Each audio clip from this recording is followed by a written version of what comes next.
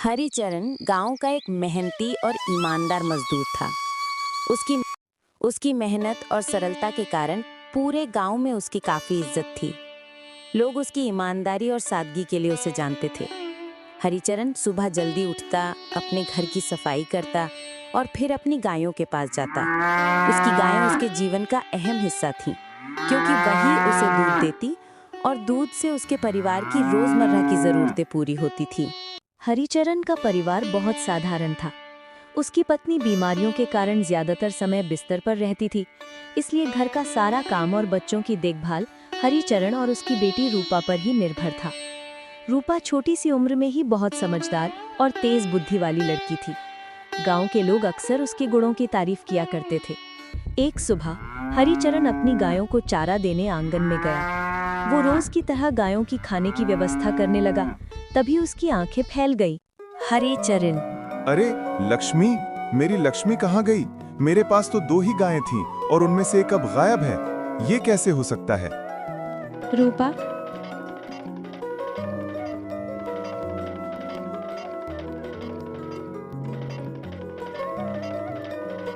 पिताजी क्या हुआ? आप इतना परेशान क्यों हैं? क्या गाय कहीं खो गई? हरिचरण, बेटा, किसी ने हमारी गाय चुरा ली है। अब मैं इसे कहाँ ढूंढूं? 2 गायों में से एक चोरी हो गई है और ये बहुत बड़ी समस्या है। इस गाय का दूध हमारे परिवार के लिए बहुत कीमती है।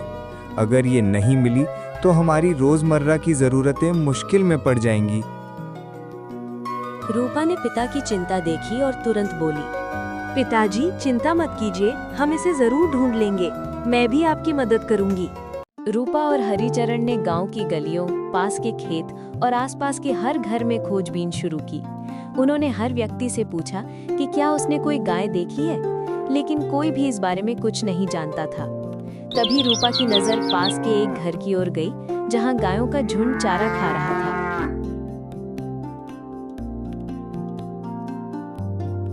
रूपा, पिताजी देखिए, वही हमारी गाय है। ये वहीं खड़ी है और आपको देख रही है। हरिचरण, लेकिन सारी गायें तो एक जैसी लग रही हैं। तो तुम्हें कैसे पता कि यही हमारी गायें हैं? रूपा, सारे गायें चारा खा रही हैं, लेकिन सिर्फ वही आपकी ओर देख रही है। और पिताजी, कल आपने जिस रस्सी से उसे बांधा था, वही रस्सी अभी उसके गले में है। इससे मुझे पता चला कि यही हमारी लक्ष्मी है। हरिचरण, हाँ, तुम्हारी अक्ल की तो दाद देनी पड़ेगी। मेरी बेटी सच में बहुत समझदार है। दोनों उस आदमी के पास गए जिसके घर गाय मिली थी।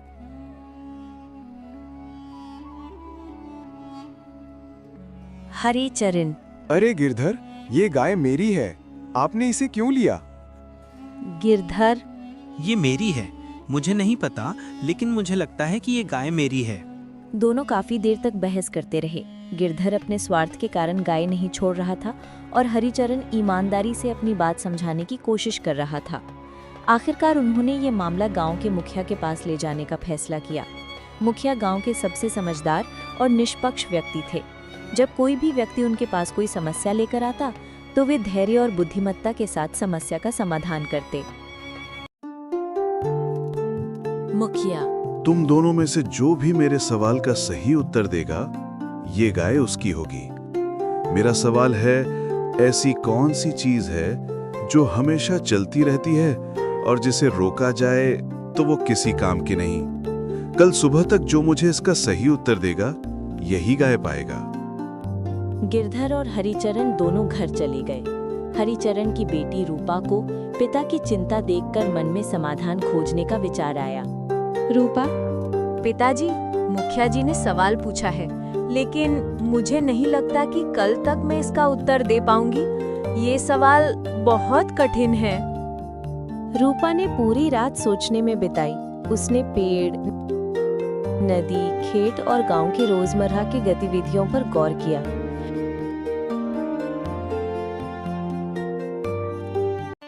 अगले दिन दोनों फिर मुखिया के पास पहुंचे। तो बताओ, सवाल का जवाब किसे पता है? गिरधर, नहीं मुखिया जी, मुझे अभी तक पता नहीं लगा। मैं कोशिश करता रहा, लेकिन इसका सही उत्तर नहीं मिला। हरिचरण, जी मुखिया जी, मुझे इसका जवाब पता है। जवाब है घड़ी।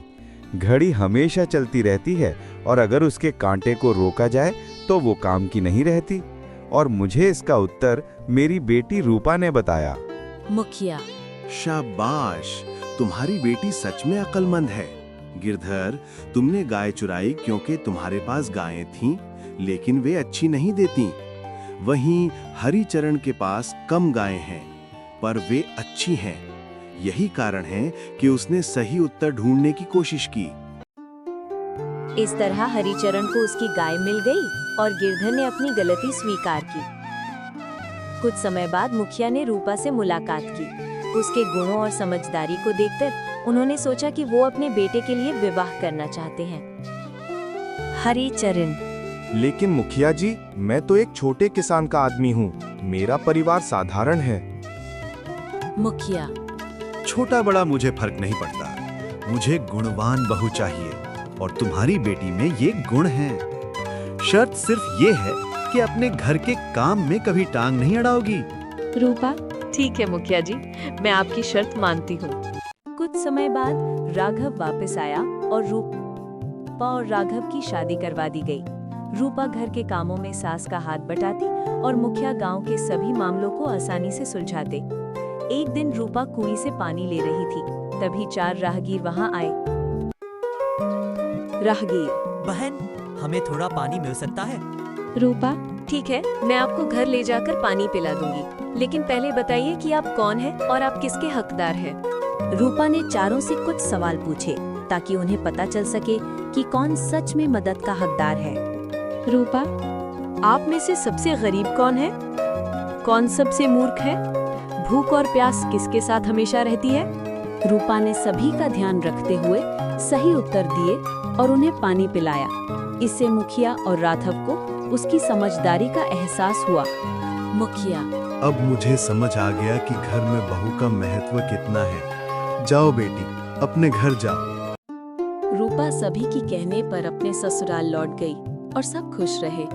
उसका धैर्य, बुद्धिमत्ता और दूसरों की मदद करने का स्वभाव गांव में सभी के लिए प्रेरणा बन गया। कहानी का संदेश है, बुद्धिमत्ता, धैर्य और समझदारी से किसी भी मुश्किल का हल निकाला जा सकता है। लालच और असत्य का हमेशा नतीजा बुरा होता है।